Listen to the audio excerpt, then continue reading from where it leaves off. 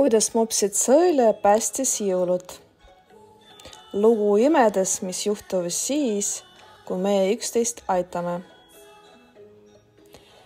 Elas kord mopsid süüdruk nimiga Sõõlia, siiras, must nagu õhtune samet, läigiva sileda karvaga ja targade silmadega, kus peegildus kogu hoov. Sõõlia oli tähelepanelik ja märkas alati kõiki enne teisi. Tema sabagi keerutas täiuslikult, justkui oleks seda iga päev trendiga fotosessiooni jaoks sätsinud. Kõik hoovis austasid Sõõliat. Ta ei olnud lihtsalt koer. Ta oli korralooja. Kui keegi lärmas, Sõõlia vaatas tõsiselt. Kui keegi kiirustas kellegi teise mänguasja vara võtma, Sõõlia ütles pehmelt. Ja kõik muutus kohe vaikseks ja viisakaks.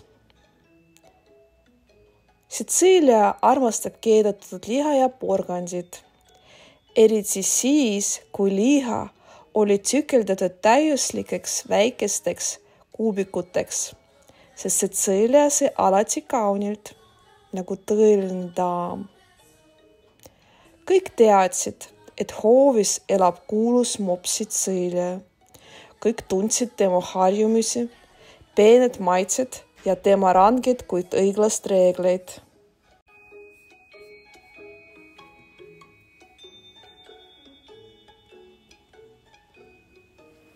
Aga ühte asja ei teadnud keegi, kuidas kutsutakse perenaist. Sest olgem ausad, tähtis on Sõõlia, kõik muu on detailid. Jõulud olid tulekul, perenaine kaunistas kodu ja Sõõlia jälgis tähelepanulikult, nagu tõeline püha inspektor. Ta armastas seda aastaaega, see tähendab ju kampsunit, tema lemmik kampsun, oli pehme nagu pilv, ansa põhja põdraga rinnal, kes vaatas vastu sama tõsiselt nagu tema ise. Toas seisis juba kuusk, kohev, lõhnas värskelt metsa järgi, nagu tulnud otse talvisest imemetsast.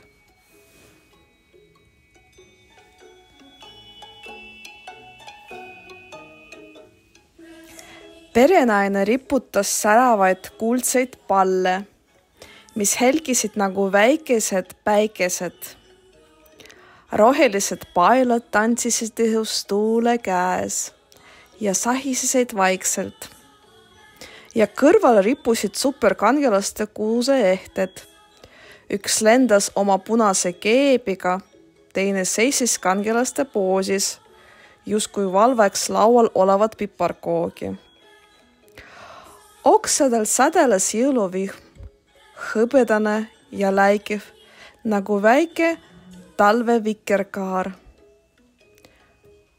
Sõõlia vaatas seda ja mõtles.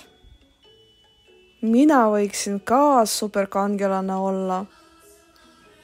Mops Välk või Madame Sära.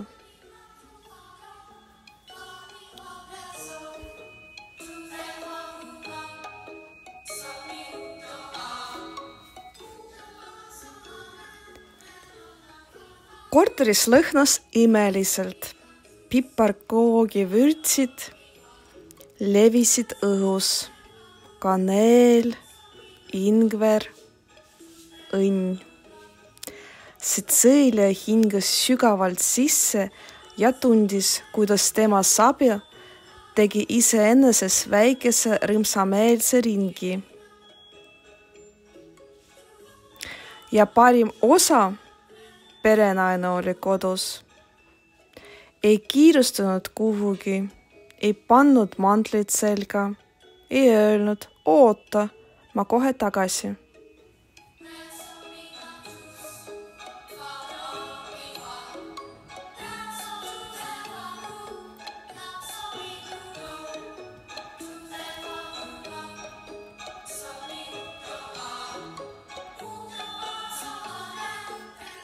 Pühade aeg tähendab palju kallistusi piparkoogi söömist, kui veab, ja pikki diivanis embamisi. Cecilia liikus vaikselt perenaise lähedale ja kontrollis iga jõuluõhtu hoolika pilguga. Kui mõni pall riputas veidi kõveralt, ta tegi frr ja toksas ninaga. Parandage kohe, see on hoolikas kuusk.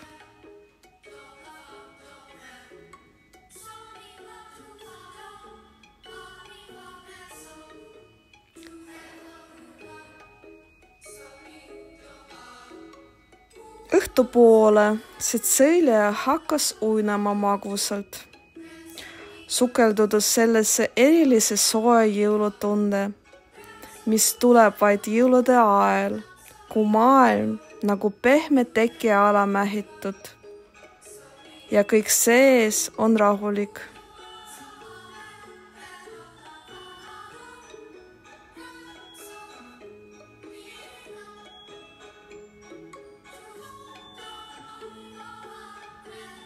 Ta nägi unes juba peaaegu kausitäis sööki ja porgandid, kui akna taga ulgus tuul.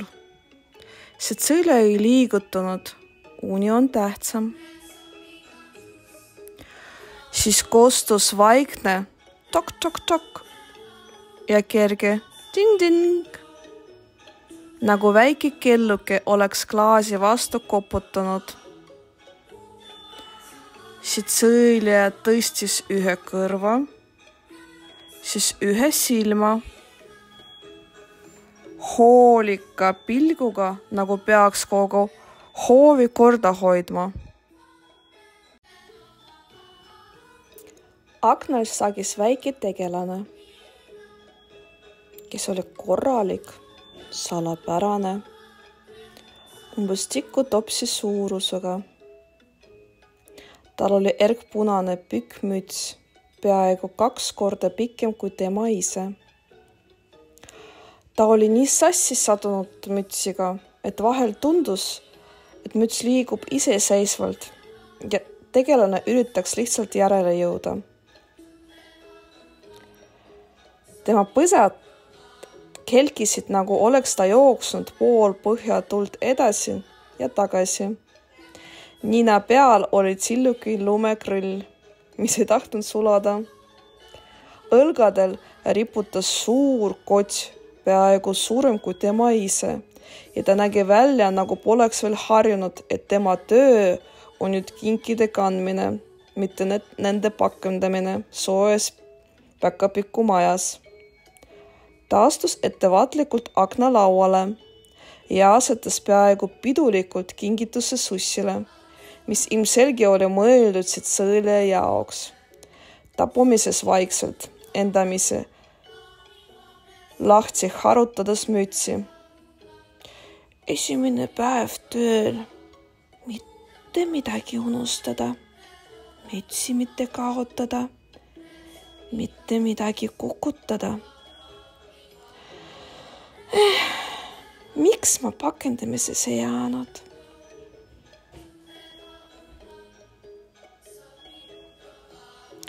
Siis tõusis Cecilia graatsiliselt, nagu hoovi kuninganna,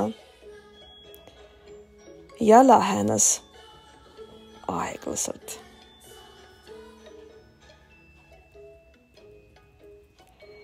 Tegelane tardus. Vaikus langes nii, et isegi aknal kuusekirlandi tuled sädeledes ettevaatlikumalt kui tavaliselt. Cecilia liikus lähemale, kepsis vaikselt. Saba veidi kõikus, mitte erutusest, vaid kaasa sündinud kuninglikuse tõttu. Ta pilgutas aeglaselt, nagu oskavad vaid enesekindlad olendid, ja küsis vaikselt. Kes sa oled? Väike tegelane hüppas mitte hirmust, vaid üllatusest. Sirutas oma pikka mütsi, mis taas silmadele ette vajus ja sosistas. Ma olen Päkapikk. Minu nimi on Tinupikk. Ta sirutas veidi uhkelt õlad, justkui kõlaks see nimi nüüd kõikides muinasjutulistes registrites.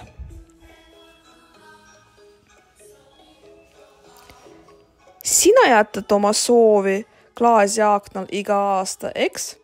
Jätkas Tinupikk. Meie oleme need, kes täidavad soove, Cecilia tartus. Seejärel kortsutas kulmu nii tõsiselt, nagu otsustaks riikliku küsimus porgandi koguse üle. See polnud siis perenaine. Ta kummardas pead ületunult. Mina arvasin kogu aeg.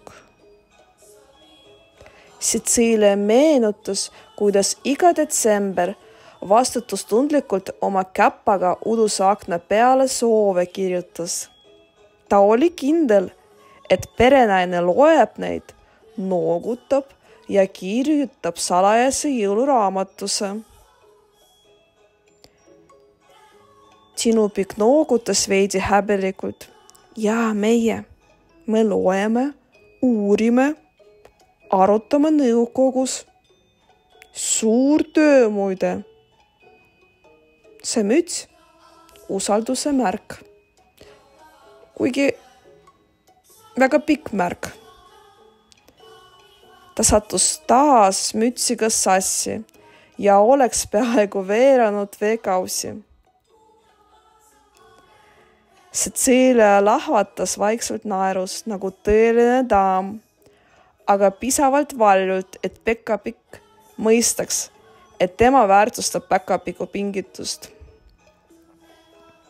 Soovid siis? Tõsi, ütles Cecilia vaikselt ja tõsiselt. Tinupikk muigas. Soojalt ja heledalt nagu kuuse tippu riputanud latern. Muidugi. Eriti nende, kes on hea südamlikult, tähelepanulikult ja hoiavad hoovid korras. Ta kummardas veidi ettepoole, nagu sina. Cecilia lehvetas sabakes pehmelt, rõõmust ja selles, et maailm oli taas täis imesid. Ta vaatas Tinupikkut hoolika pilguga. Ma tahan näha, kus te kingitusi pakite, ütles Cecilia rahulikult ja otsustavalt. Sa ütlesid, et sul on kiire. Sel aastal vastan palju, kes teevad head. Ma soovin abiks olla. Tinupikk pilgutaski silmi hämmeldunult. Teda harjumuspäraselt palutakse imet teha, aga harva pakutakse osaleda selle loomises. Sina tahad aidata, kordas ta, justkui kontrollides, kas ta mõistus pole üllatuses hämmaraks muutunud.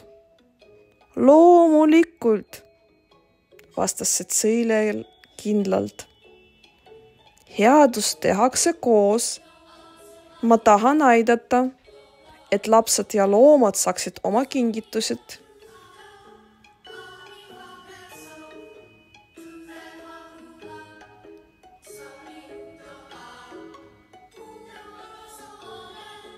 Päkapikk sirutas rinda, uhke, et tal on selline liidlane. Ta klõpsas miniatüürse sõrmega ja Cecilia ümber hakkas sädelev kuldne tolm levima. Siis hoia kinni, ütles Tinupikk ja maailm veidi vapus. Hetke pärast seisisid nad juba salapärase maekese ees. peidetud lumme nagu pärl. Aknad särasid soojas merevaigu toonis.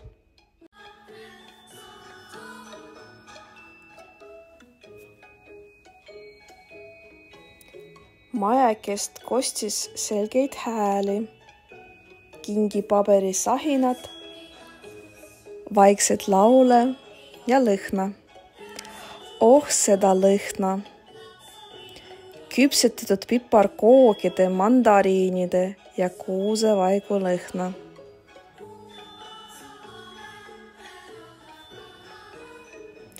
Majake oli nagu tehtud piparkoogist ja ruumikristallidest, kuid tugev, kindel ja töökas.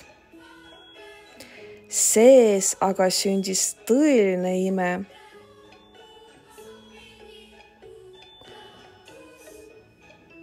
Hõng kuuse okstest, värskedest piparkoogidest ja läikivas kingapaberist täitsis kogu maekese ning Sitseelia mõistis. See on tõeline jõulumaa võlu.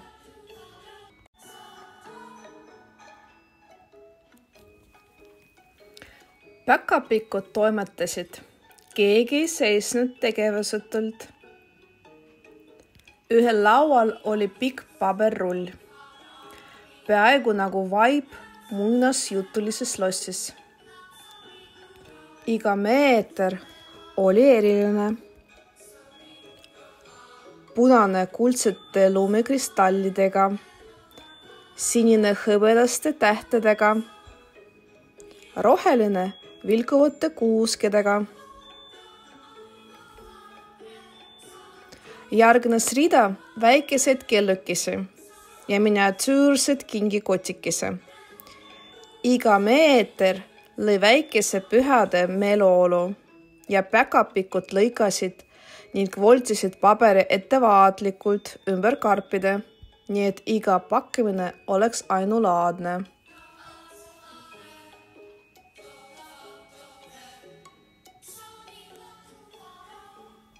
Teised päkapikud sidusid värvilisi paelasid nagu väikese päikesekiiri, nii et kingitused näeksid rõõmsad välja. Laua kohal rippus sädelev jõuluvihm, hõbedane ja kuldne, helkiv. Peegeldades paberi kõiki värvi ning luues maagilise ilutulestiku efekti. Sitseelia jälgis kõrvalt, tõsine ja tähtis. Kui üks väike paber tükiki üllatuslikul ümber tema saba mähkus, hüppas ta veidi, prahvatas, justkui kontrollides, kes julgeb nalja teha. Päkapikud naerasid. Nende naer kõlas vaikselt, nagu kellekesed kuuseoksadel.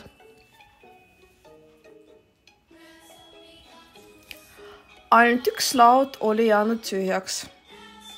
Selle kõrval puhkas väike seenekorv. Tinupik ohkas.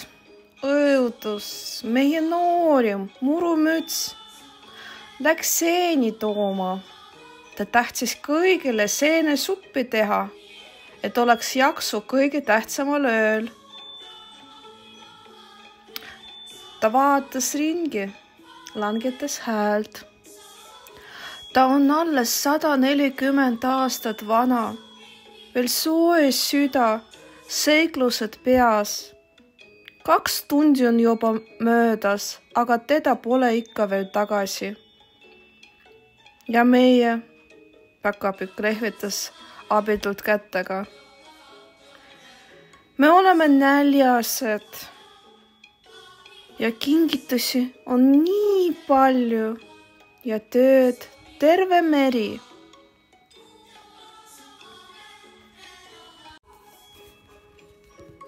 Sitseelia hingas sisse kuuse, piparkookide ja muinasjutu lõhna. Tema silmades süttis otsese kindluse säde, see sama, mis ulmub alati, kui hoovis on vaja korda seada, lapsi kaitsta või kelle kaos korrastada. Me leiame ta, ütles Sitseelia kindlalt, nagu see oleks fakt. Juhata! Sinu pikk hingas kergendatult. Teadsin, et sa ei ole oma hoovis kõigi austatuma koerana tühjalt. Cecilia tõstis uhkel pead, mitte kiituseks. Ta lihtsalt teadis, headust ei oodata, headust tehakse. Ja nad läksid talvisesse metsa, otsima murumütsi, kõigi nooremat päkapikku, kes tahtis kõigile soojust ja hoolt tuua, aga eksis muinasjutuliste seente vahel. Cecilia ja Tinu Pikk astusid ettevaatlikult lumel. Mets oli vaikne, aga täis helisid. Kuskil krabis lumeoksta all, kuskil vuhises tuul ja vahel langes pehme lumehelves kuuse oksalt otse Cecilia nina peale. Siin on jäljed, sosistas Tinu Pikk, näidates murumütsi peaaegu märkmatud jalanõujälge. Ta kiirustab kuhugi kindlasti. Cecilia nuuskis õhku, vaatas puid ja lund. Äkiliselt ilmus väljakule punase mütsiga seen, mis näis vilkumas silmi. Tere, mopsid Cecilia, ütles seen. Me kõik oleme kuulnud su julgusest. Cecilia prahvatas ja noogutas. Isegi metsloomad, isegi seened austasid korda, mida ta suudab hoida. Teel kohtasid nad metsloomi, oravaid, jäneseid, isegi uinakud tegevad siili, kes peaaegu keeraks end udise hiimus keraks. Kõik tervitasid rõõmsalt Ceciliat, justkui teades, ta on siin suure töö jaoks.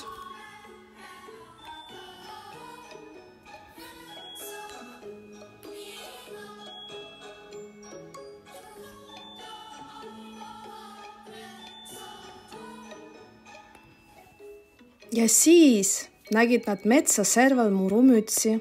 Ta hoidis suurt korvi täis seeni, mida ta korjas ükshaaval, justkui maagilisi kostis osi pühade suppi jaoks. Murumüts naeratas rõõmsalt ja koos Cecilia ja Tinu Pikkuga alustasid tagasi teed maekese poole.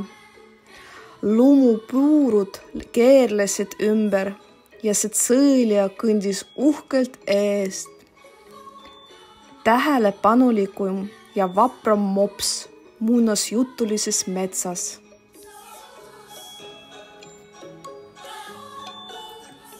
Kui nad jõudsid maekese, pani murumüts korvi seentega lauale ja alustas kohe suppi tegemist. Pärast lõunasöögi oli aeg kingitusi pakkida.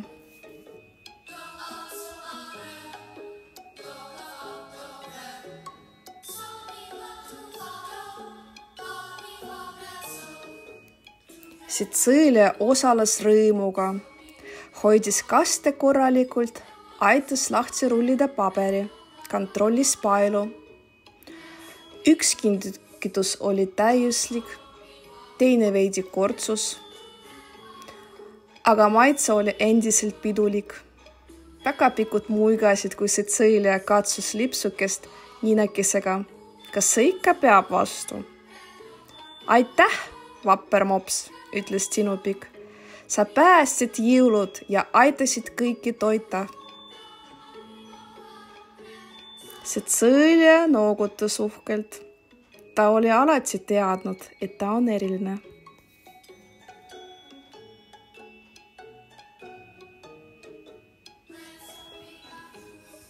Hommikul perenaine haigutades jõi teed ja vaatas ringi. Cecilia, mis tegid öösel? Kommid on põrandal, sädeveekausi sees. Kas tegid peo? Cecilia vaid pilgutas. Ta oli ju salajane jõulude kangelane. No olgu, naeratas perenaine. Tundub, et sul olid põnevad unenäod. ja sel hetkel märkas perenaine aknal väikest punast mütsi. Perenaine tardus. Mis see on? Ja sussis oli väike koera Maius, kingitus päkapikult.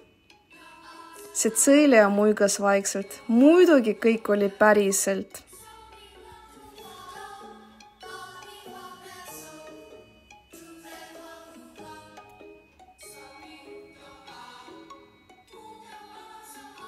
Lõpp. Jõuludel võib igaüks saada võluriks.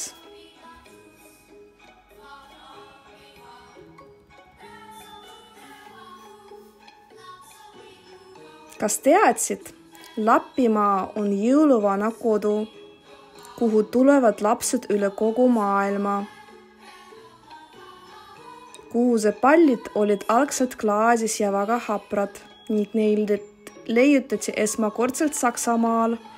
Enne riputati kuuse oksale õunu, pähkled ja küünlaid.